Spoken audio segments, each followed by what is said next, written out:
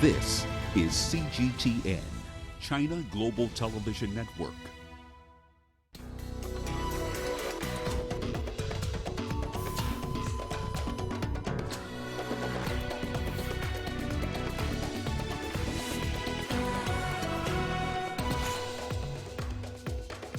Latest deadly attack in Mali underscores deteriorating security situation in the Sahel.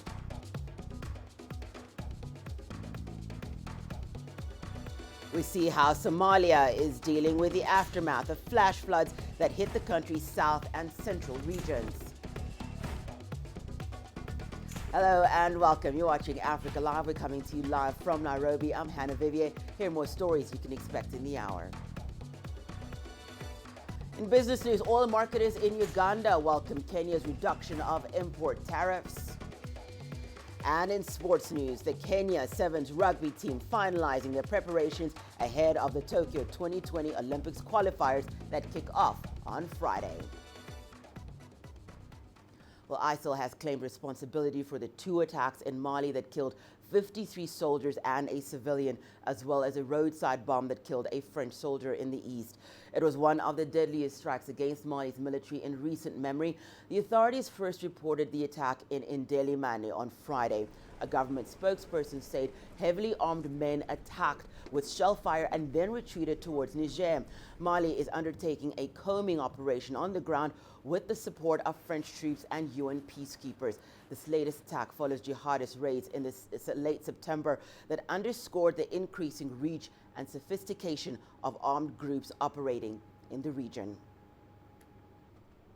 Well, let's get into some background on the story. Mali has been battling insurgency since 2012 when Islamist militants took over the north of the country.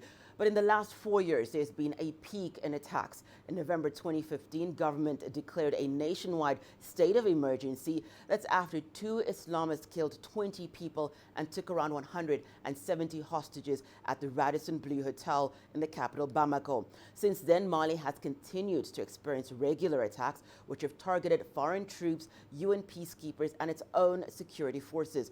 CGTN's Tuli Shabalala has more. There have been numerous attacks in Mali in recent months, some ethnically driven, some carried out by jihadist groups. In March 2019, a group of armed men dressed as traditional hunters attacked the Osagu village in the Mopti region, killing at least 130 people. In April, tens of thousands of people staged a protest in the capital, Bamako, against rising ethnic and jihadist violence. In June 2019, at least 95 people were killed in an attack on an ethnic Dogon village in central Mali. 38 soldiers died when two military camps were attacked near the border with Burkina Faso at the end of September. Due to the presence of various armed groups, Mali's northern and central regions remain unstable. That's despite the presence of the United Nations Multi-Dimensional Integrated Stabilization Mission. In October this year, Mali's Council of Ministers extended the current state of emergency to another year. The third extension will now expire on October 31st, 2020. Tuli Shabalala, CGTN.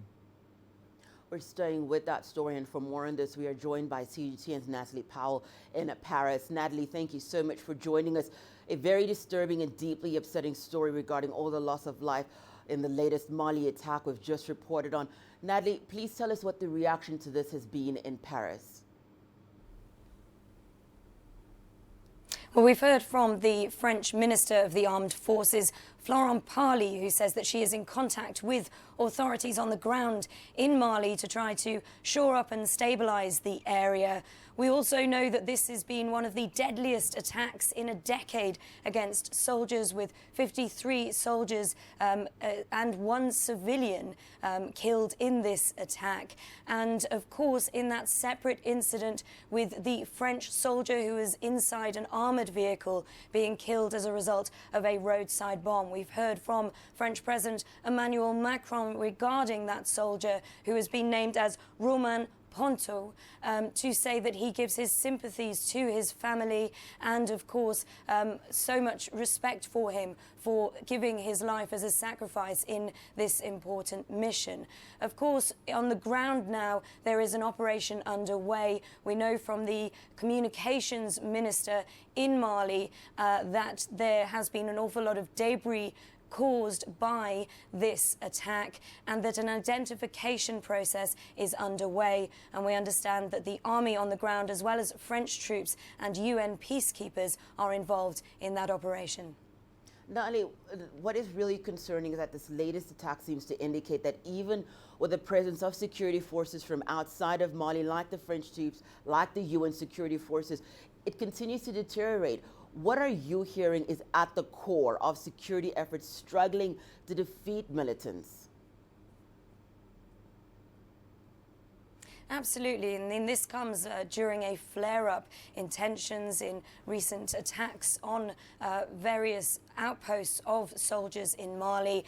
Just in September, we saw a coordinated attack on two military bases in Mali in which 38 Malian soldiers were killed despite the presence of French soldiers providing security to that area. So there clearly is some discussions that need to be done behind the scenes into how to shore up this part of the world. And there are more concerns that the increase in attacks could well spread to other areas, as we have seen closer to Burkina Faso and Niger as well. Now, there are big questions being asked about the task force that's on the ground, the joint task force that has been backed by France, of course, with big questions being raised there about its funding and, of course, its equipment and training. So no doubt a lot of those questions will be raised over the coming days following these attacks. Natalie, French officials expected to visit Mali in the coming days. What should we expect from that visit? Yes, we've had it announced by Florence Parly, the Minister of the Armed Forces, that she will go to Mali soon. We haven't been given a date yet when she will go there, but she will be going there, continuing her efforts, speaking with authorities there on the ground. Clearly, this is an important issue that is being raised, that the Armed Forces Minister in France feels the need to physically go to Mali and look at what's been going on. And it's very likely that both sides will therefore discuss what needs to be done to try to ensure that stability is brought back to this area, and whether France, of course, can lend any further hand in doing so. So lots of discussions expected in potentially the coming days. Again, like I said, we don't exactly know when the Armed Forces Minister will be going to Mali, but she says it will be soon, and lots of discussions there expected around trying to ensure that stability remains and is brought back to that currently rather unstable part of Mali. Thank you so much, Natalie. Natalie Powell joining us live from Paris. Well, meanwhile, Egypt's ISIL affiliate Sinai province has sworn allegiance to the new leader, Abu Ibrahim al-Hashemi al-Qurashi, named by the group following the death of Abu Bakr al-Baghdadi. Sinai province first emerged in 2011. It pledged allegiance to ISIL after the declaration of their so-called caliphate across Syria and Iraq in 2014. Since then, the group has waged an insurgency against Cairo in recent years, killing dozens in attacks, including the 2015 bomb aboard a Metrojet flight, which killed 224 people. It has also claimed responsibility for the death of dozens of Coptic Christians. Well, let's now cross to Cairo, where CGTN's Adel El-Marouchi is standing by. Adel, thank you so much for joining us. Egypt's ISIL affiliate Sinai province swearing allegiance to the new leader. Definitely no surprise there, but how concerning is this? Because again, this was something that the world leaders had said, that even with the death of that leader, that people still had to be concerned, that nations still had to be on high alert, and it shows that definitely that is the case with this new announcement. Well, the surprise is basically still there, not because the Sinai province is swearing allegiance to ISIL, which it has done about 3 or 4 times before, whenever there was a change in leadership or a change in the beginning of the tactics that ISIL would do, requesting to have support from its other quote-unquote provinces across the world. The surprise is that the group in North Sinai was the first and was the quickest to respond to the new allegiance to that new ISIL leader. And the concern is an indication about exactly the nature and the intention of the Sinai province in North Sinai and what it is about to do. So there's little known about al-Quraishi, the new head of ISIL. So the quick response is quite an indication that there might be a relation. He might be Egyptian or he might be close to the leadership of the terrorist organization in North Sinai. In any case, it is concerning. It shows that Sinai province will be taking more proactive steps, more active engagement to show allegiance and to support the leadership of ISIL in the Levant area, which indicates the possibility of having new attacks coming quite soon. Adel, that very concerning. What do you believe is going to be the response, particularly from Cairo? Well, security has not been taking any different measure. They have been already on their highest alert. They have been already intensifying their fight against terrorism in North Sinai. And basically the leadership of ISIL abroad is not a major concern to Egypt as much as the domestic threat that the Sinai province represents. So the Egyptian authorities have been more focused on isolating the group, isolating its militants, trying to identify them, arrest them, or even, if necessary, kill them on the spot in North Sinai if the situation pushes them in that direction. They're more concerned to cut the flows of arms, finances, and trafficking of militants into the Sinai. That's the most concern. So basically, the tactic is the same. The country has not changed its tactic or has not announced any different approach to its fight against terrorism when Baghdadi was there, when he was killed, or even when the new nomination or announcement of that leader. So for the Egyptian authorities, the actual on-the-ground threat is much more important than to just get distracted about what politics is going on with the leadership of ISIL itself. Thank you so much for joining us, Adel Emaruhi, joining us live there from Cairo. Well, Ethiopian Olympic gold medalist Haile Gebrselassie is accusing Facebook of intensifying violence across Ethiopia by not preventing the spread of fake news. In the last week, the government reports that at least 78 people have been killed in protests in Oromia and Harare regions. CGTN's Giram Chala spoke to the retired long-distance runner on why he now intends to sue the social media giant. Where it comes from, the idea about, to sue Facebook. Look at what's happening recently here in Ethiopia. People are killing each other and hating each other. I have no comment about the good thing of Facebook. At the same time, what's happening here, people are using for a wrong way, which means they are posting, the untrue story, fake news.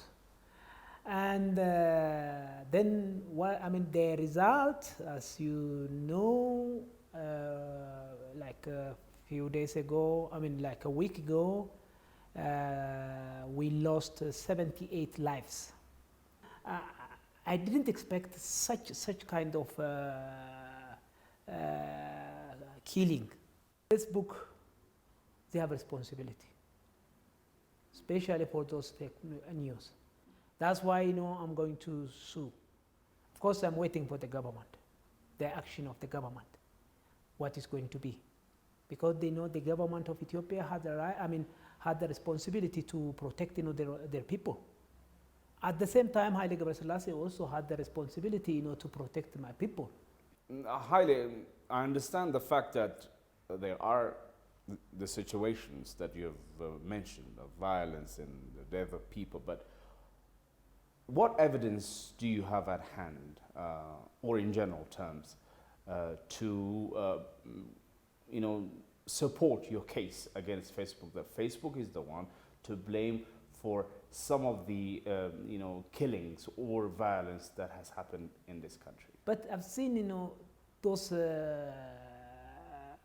posting from friends, and some of the news, it comes from somewhere.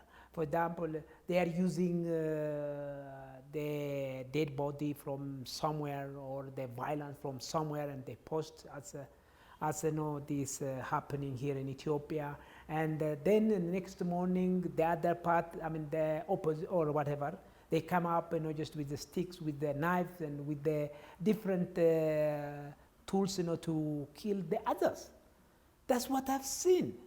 This is the result of this fake news. No matter what I'm asking to the Facebook people, well, they have what they call it, the things, you know, to control, the control method, the control tool, what they are doing in Europe and other country. Why here in Ethiopia? Why not? Well, it's time now for us to take a short break and return. We have more news for you, including humanitarian aid starts arriving in affected regions of Somalia.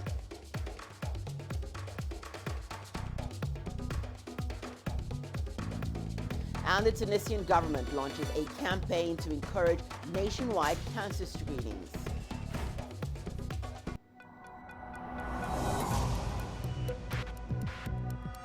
Each day, there are millions of stories. Each one can open new perspectives, new possibilities. Wherever you look, we are there to see, discover, explore.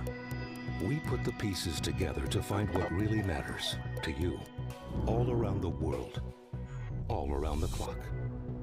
Our reporters are at home across the globe.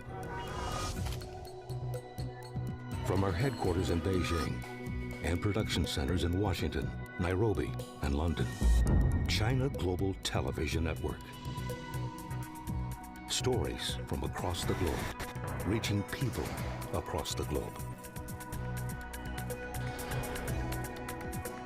CGTN. See the difference.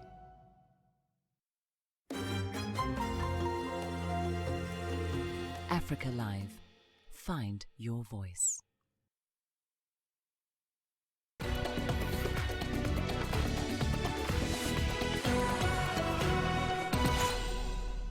Welcome back. You're watching Africa Live. Well, on to Somalia now, where humanitarian assistance has begun arriving in some of the flood-hit areas in the south and central regions. CGTN's Abdulaziz Billah reports from Mogadishu on what authorities are doing to mitigate the crisis. This is one of 3 boats operated by volunteers to assist victims of deadly floods in the central Somali town of Beledweyne. Hundreds of houses in 3 densely populated neighborhoods of Beledweyne have been submerged by flood waters. Trapped residents have sought safety on rooftops as they await help from local authorities and well-wishers. Deadly floods in the region have displaced more than 250,000 people. Aid agencies warn that the displaced persons, particularly children, mothers and the elderly, are now facing serious hunger, health and protection risks in an area already receiving little to no humanitarian assistance due to increased insecurity and conflict. Flooding occurred once in half a century, but now we have witnessed it twice in less than 2 years. Addressing this crisis remains a top priority for us as an administration. We have highlighted this issue with all concerned parties. We want cooperation to address recurrent floods in Hiran region, as well as Ethiopia, where it originates from. Aid has now begun trickling in to assist thousands at this makeshift camp on the outskirts of the city. Estimates indicate that floods have destroyed more than 3/4 of the city and surrounding villages. More than 100,000 children are among those affected. In order to support about 24,000 people, the 4,000 households, the most needy. We also have 1 helicopter and 2 small planes which are bringing high energy biscuits. So this is food that doesn't need preparation and immediately can support children, mothers and everybody else that will need immediate response. A nationwide campaign is already underway across the country and on various social media platforms to seek funds to assist flood victims. Farming communities in riverine areas have been the worst affected, raising the prospects of food insecurity in the coming months. Abdulaziz Billah, CGTN, Mogadishu, Somalia.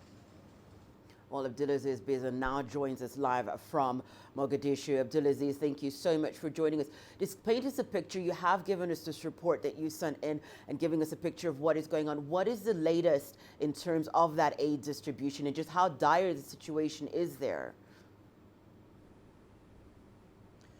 Well, aid has begun trickling in that region of central Somalia, the town of Beledweyne, that has been worst affected. We are talking about a region where nearly all its inhabitants were forced to flee the major city of Beledweyne to an adjacent area known as Al Jale, that is almost 15 kilometers on the outskirts of the town of Beledweyne. That's where aid agencies have ramped up support there, as well as the government that has deployed security personnel to secure those areas from militant insurgency and attacks. So aid has begun trickling in, and WFP, UNICEF, as well as the Somali government and volunteers from Mogadishu have gone all the way to Beledweyne to coordinate the relief efforts. So the biggest challenge now is the fear of waterborne diseases, and this is one area that the Somali government, through the Ministry of Health, saying it's paying special attention to, so that they don't have the recurrence of waterborne diseases. So this is one area that they're trying to tackle, and also a helicopter by the United Nations World Food Program, as well as several other Western non-governmental organizations are on the scene there to assist those people who have been affected. Now, in the city center, people have been moved towards Al Jale, but schools, government institutions, hospitals, and the main market have been forced to shut down. So this is a big loss for the farming community in that region, and a big economic setback for the people who are living in that area, who rely on livestock trade as well as farming. So they're now relying on handouts from the United Nations and the Somali government and the local authorities there. The president of Somalia, Mohamed Abdullahi Farmajo, yesterday was there to rally support from the international community so that the recurrence of floods in that region of the country is put to a permanent end. As we've mentioned in the report, perennial rains here in Somalia used to cause flooding, but in Beledweyne it used to occur once in half a century. But the last time we witnessed such a large-scale flooding was in 2017, and 2 years later that issue is not yet addressed. So it's a big setback for local authorities there. Speak to us then about that. What is going to happen going forward? What can we expect? And not just in the coming days, but just precautionary measures going forward long term, that something like this wouldn't happen at this scale, or that there's a sense of preparedness if something like this were to occur again. Exactly, that is one of the key issues that local authorities there yesterday presented to the Somali president, Mohamed Abdullahi Farmajo, who visited Beledweyne, where 250,000 people have been displaced. So the local authorities there are insisting that there need to be a consensus, that the river Shabelle needs to have a board that will coordinate the work that is taking place there. They want to block these water so that it doesn't enter the city, to create a canal so that the water can be used later during drought. So they want the water not to come into the city center, and the origin of river Shabelle starts from Ethiopia. So authorities there want the two countries, Ethiopia and Somalia, to work jointly to address these issues so that flooding doesn't occur in that part of the country. So the authorities there also raised the question of increased investment in creating a dam so that this water can be reserved and used during drought.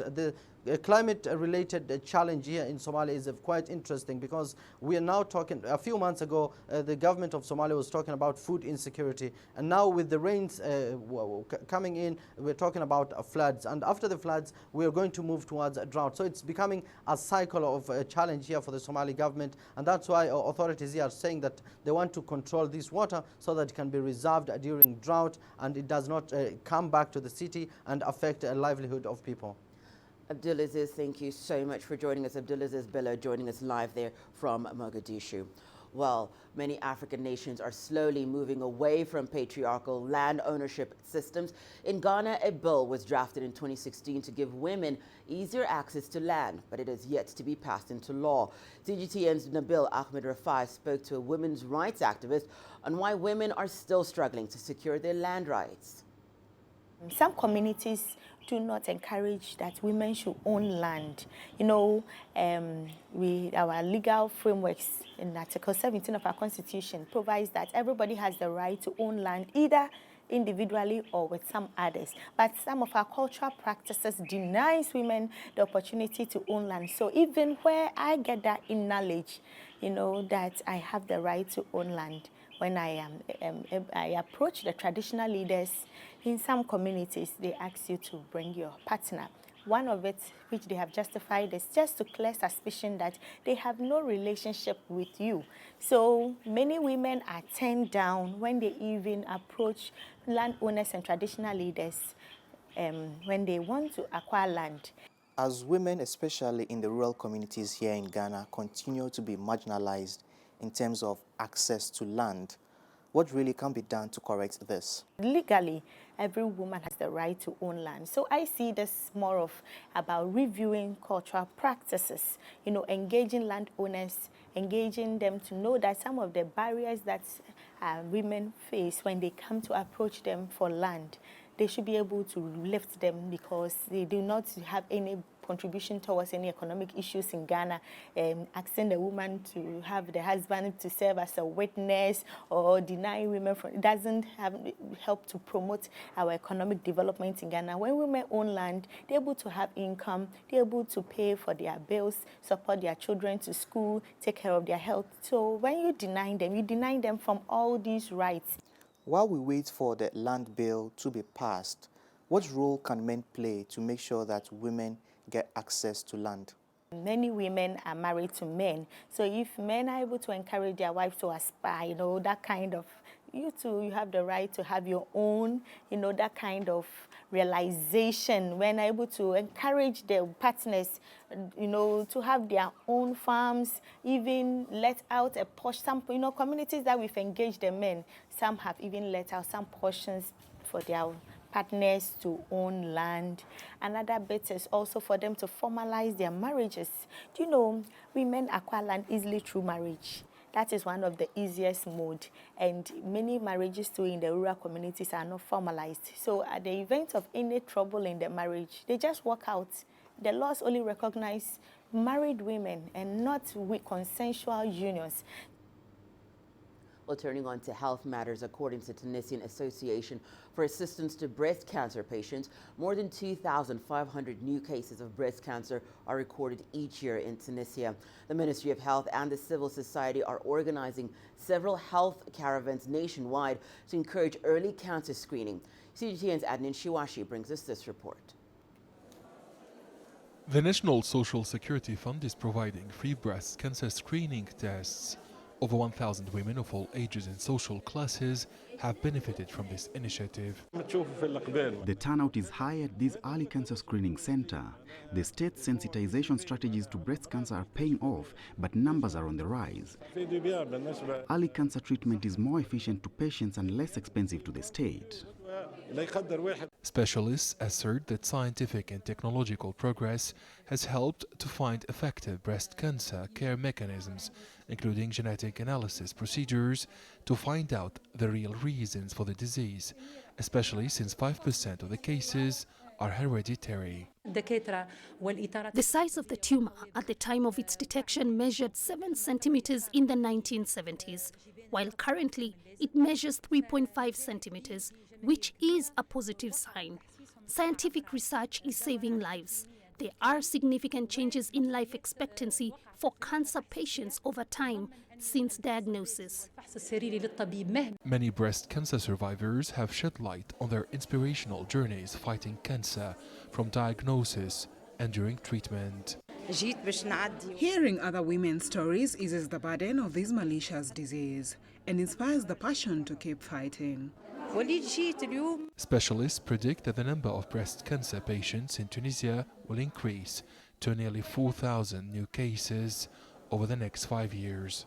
Oncologists consider that intensified awareness-raising campaigns can help reduce the number of new cancer cases and prevent deaths through early diagnosis, but also by avoiding the causes of this disease. Adnan Shawishi, CGTN, Tunis. Well, your business news is coming up after the break. Here's what you can expect. Oil marketers in Uganda welcome Kenya's reduction of import tariffs. and how Egypt's industrial show is helping link factories from Africa and the Middle East. Africa is the nexus of enterprise, and global business will tell you why it matters. From the mega investment projects to multi-billion-dollar mergers and acquisitions. Africa today collects, just in terms of revenues from taxes alone, $545 billion a year. If you take 10% of that and you devote it to the energy sector, problem solved. All this on Global Business, weekdays at this time on CGTN. You don't find the stories of North Africa by sitting on the sidelines. You've got to get out, go there, and you'll find them. In the bazaars of Casablanca, among the crowds in Cairo, who come to visit Cairo, the ancient capital of Egypt. Along the waters of the Nile, along the sands of the Sahara. No one else will take you where we can in North Africa. No one else will show you what it's all about. CGTN, see the difference.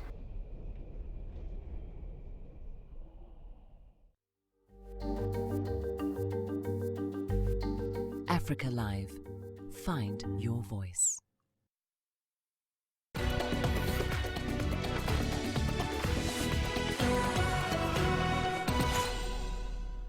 Welcome back. You're watching Africa Live, your business news now. Well, we go to Uganda, where oil marketing companies have commended the Kenyan government for reducing tariffs by 50% on the oil pipeline that transports refined petroleum products to Western Kenya.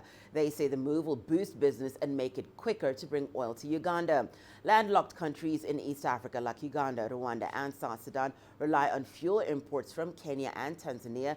CGTN's Michael Baleke has that report. Kenyan authorities say the value of their petroleum exports dropped 43% year on year. They made $21 million in the first 6 months of 2018, but that fell $12 million during the January to June period this year. And they say their own pipeline tariffs are to blame. They have therefore slashed those tariffs from $60 per 1,000 liters to about $31. The idea is to win back importers from the landlocked countries like Uganda, who abandoned the Kenyan route over high prices and shifted to Tanzania. The pipeline tariffs for Western Kenya have been very expensive. They have not been competitive compared to what other oil companies like in Dar es Salaam they are charging. Oil companies say they pay on average $80 to bring oil from Dar es Salaam by road, but pay a $60 tariff when using the pipeline to Western Kenya and another $35 on trucks to buying countries. They believe the move by Kenya is good news for both dealers and consumers in the region. The supply in this market is going to be a lot. People, OMCs will be going to Western Kenya, they bring products. Also, the consumers in this market are going to enjoy, because now, once the supply will increase, but the demand is still at the same level. So once supply increases, demand is at the same level, prices will automatically have to come down. The new tariffs are yet to be announced. The Kenyan government says this is a 3-year revision that could see rates drop further to $29 in 2021. Michael Baleke, CGTN, Kampala, Uganda. Well, to Egypt now, where the country recently hosted a Russian industrial show called Big Industrial Week in the capital, Cairo. The event provided an opportunity for factories from across several countries to meet with their counterparts from Africa and the Middle East. CGTN's Yasser Hakim has more. The show focuses on machinery for several industries, such as transport, energy, nuclear, and electronics. On show are the latest technology provided by different countries. Everyone in the world knows that Egypt is one of the most dynamic countries And economic growth of Egypt, 5%, it's the matter of envy for many other countries. But moreover, Egypt is the gate to Africa. This exhibition is not a Russian-Egyptian one. There are several countries presenting their booths and several countries sending their delegations. We are very happy that China Council for International Trade, CCPIT, supported us, and there will be the delegation of Chinese businessmen. Egyptian businessmen are here to discuss opportunities with the foreign producers. We are a pioneer in the renewable energy sector in Egypt, but we are trying to establish wind energy projects too. We already have many projects in solar energy and hydrogen technology. But here we meet with several producers of wind energy equipment and have signed MOUs for future partnerships in Egypt. The companies at the trade show are not just targeting Egypt, they're aiming to expand in Africa. It's a huge continent, and 40 fastest growing countries are located in Africa. We think that if this fastest growing workforce will be technically equipped, will be digitally skilled, properly trained, it's huge opportunities. And everyone in the world, Russia, China, US, Germany, Japan, they all understand it. That's why they want to go to Africa, and our job to provide the platform for it. Some exhibitors have succeeded in closing deals with Arab and African clients at the forum. We participate in this exhibition because we are see the big opportunities in the GCC market, including Egypt and North Africa. We already supplied few projects in Oman, Saudi, Bahrain, Qatar, and tomorrow, or maybe the day after tomorrow, we'll have the first project supplied in Cairo for the street lighting. This event is not just an exhibition where companies are showcasing their products. There were also seminars where companies and business executives were discussing how to partnership with African companies. And the main session was led by Benedict Oroma, chairman of Afreximbank. Africa has also turned the corner. It has finally become a market with the signature and coming into force of the Africa Continental Free Trade Agreement. You now have a continent that is integrated, the combined gross domestic product of about $2.5 trillion, a population of 1.2 billion people, and a middle class of just about under 400 million people. You cannot get anything better than that. And as other regions of the world age, Africa is getting younger. This trade show is another testament of the growing importance of the African continent in the international economy. Yes, Hakim for CGTN, Cairo. Ethiopia is undertaking a mega housing project. Over 20,000 new homes will be built for residents in the capital, Addis Ababa. The construction of the villas is expected to take 2 years. Finance from the project comes from both government grants and bank loans. CGTN's Giram Chala is in Ethiopia, and he filed this report. Here, 20,504 houses will be built on the first round and will be completed in just 2 years' time. The units to be built here are part of the mega citywide housing project, which intends to build 500,000 houses. The mayor of Addis Ababa city, Takala Uma, says the projects will lift the heavy burdens of residents.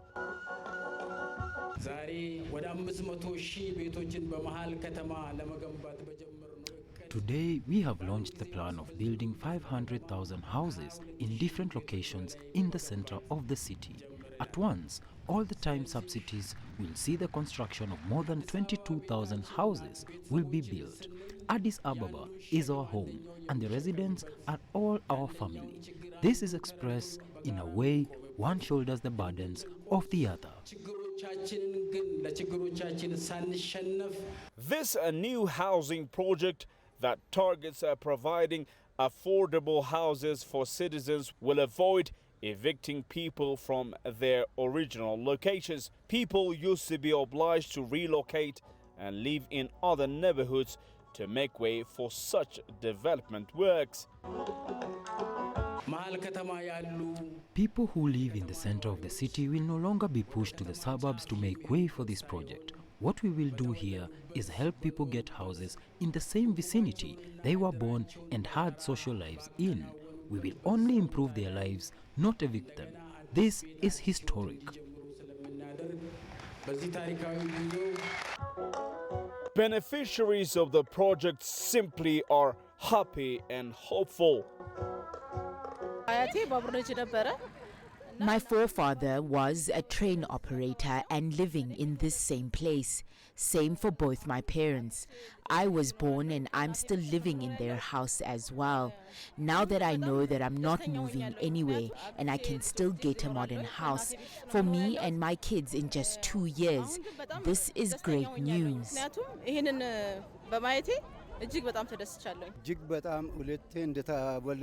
I consider this as a rebirth, really.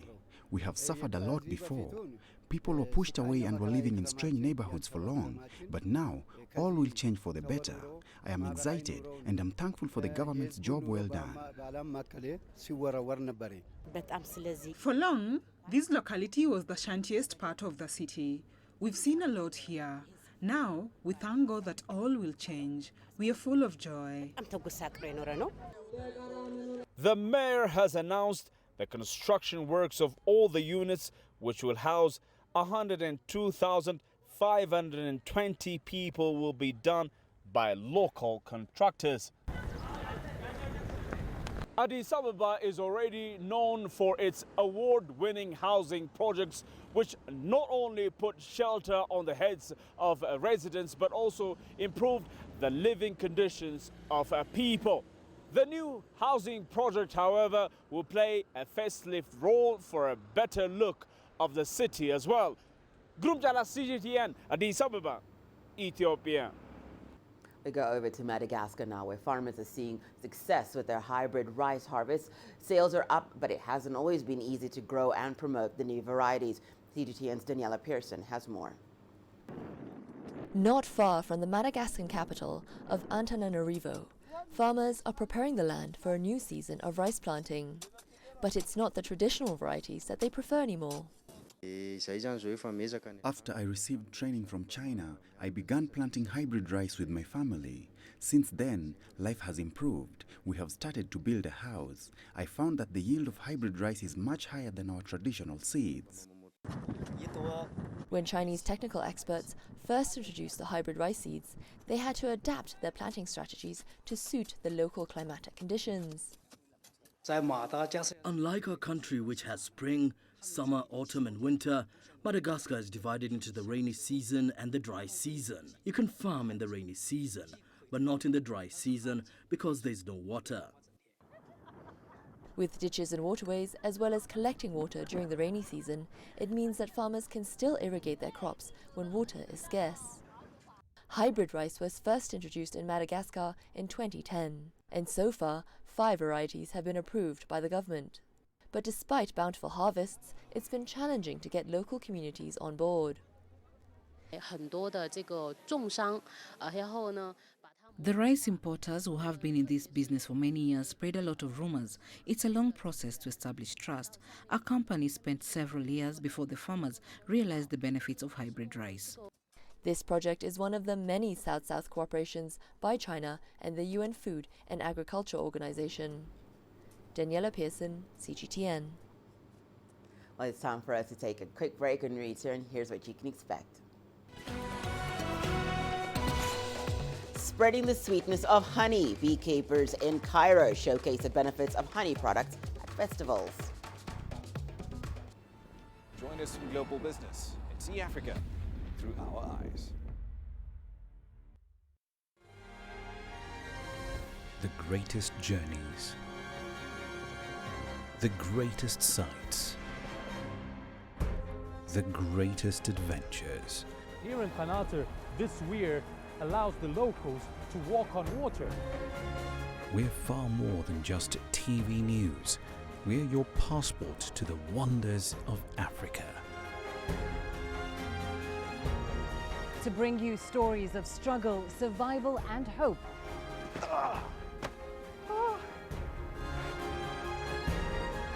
So let's explore.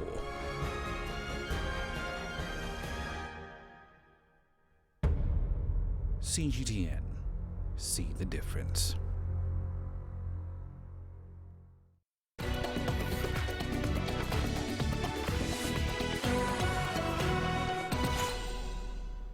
Welcome back. You're watching Africa Live. Well, to promote the culture of consuming more honey, Egypt has held its first Honey Festival. About 120 companies from 6 countries joined this new festival. Egyptians are among the least honey-consuming people in the world. With this event, beekeepers are trying to market the numerous benefits of honey products. CGTN's Adel Emrouhi, CGTN's correspondent in Cairo, sent us more. A study on Egyptians' consumption of honey has shown that citizens consume just 200 grams a year. In comparison, Europeans consume 10 times that amount. That has encouraged honey producers here to create the first honey festival ever. I love the fact that we have a festival. There are countries which produce much less honey than we do, yet they hold such festivals annually. What we aim for is to hold it all over Egypt and not just in Cairo. With more than 100 million citizens, the potential honey and its products have in the market are encouraging. It's what has attracted foreign producers to join this first-of-its-kind event.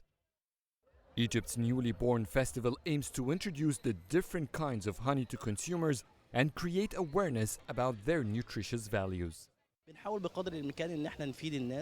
We are trying to make people move away from using chemicals and turn to natural remedies, to resort to the power of nature to get better and stronger. It's the first time we join this festival. We must promote honey as a main nutrient, not as a substitute.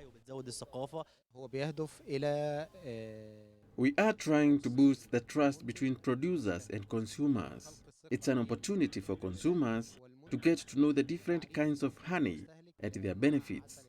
Egypt produces over 9 kinds of honey, among them herbs, dessert, and banana. Because of its limited domestic consumption, Egypt has plenty of honey to export. Most of these companies export to Africa and the Gulf. To reach Europe, however, there are stricter requirements. Not all honey products get approved for exportation to Europe. It must be organic, no chemicals used in the hive, and no chemicals used in the fields where the bees feed. Europe tests the honey for chemicals. Companies in Egypt are certified to export to Europe. Because of its warm weather, honey here gets collected earlier than most countries in the world. Egypt produces around 35,000 tons annually. Adel Mahroui, CGTN, Cairo.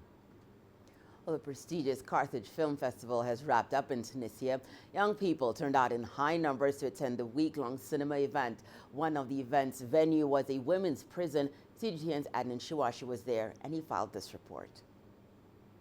Some of these women have never watched a movie. Their first experience is taking place behind bars. Hundreds of cells have been emptied on this special occasion. The prestigious JCC Festival has removed all barriers. This year's film talk is about Tunisian women on successes and failures. We've given the prisoners the chance to change their lives through cinema. Fateria, the film, tells the story of the 2004 Arab Summit in Tunis from an artist's perspective. The writer and film director says this city is described as in turmoil. In this frenzied and burlesque atmosphere, characters intersect without ever really meeting, striving to solve their personal problems like these female inmates in a prison. The success of the process of rehabilitation of prisoners through cinema and art in general is proven. Coming to prison and presenting the film to these women gives them hope. A prison is a microcosm of the Tunisian society. Inmates have welcomed the initiative, which has become a tradition in the North African state. I've been in jail for 3 years. I've lived this experience 3 times. I feel free. I can dream for months after watching a movie in prison. I'm happy because we've not been abandoned. We are still alive, and we're counting for help from the outside world and believe we can change things for the better. The Cine Avenue is a program for screening a selection of films from the various sections of the JCC program in the Habib Bourguiba Avenue in downtown Tunis. Cine Avenue has focused on different works in memory of the late Najib Ayed, the director of the JCC, who died in August. This year's edition features films from Latin America and Asia, as well as world classics from African, Arab, and world cinema. Adnan Shabashi, CGTN, Tunis. Well, it's time for a short break. The sports news is coming up. Here's what you can expect.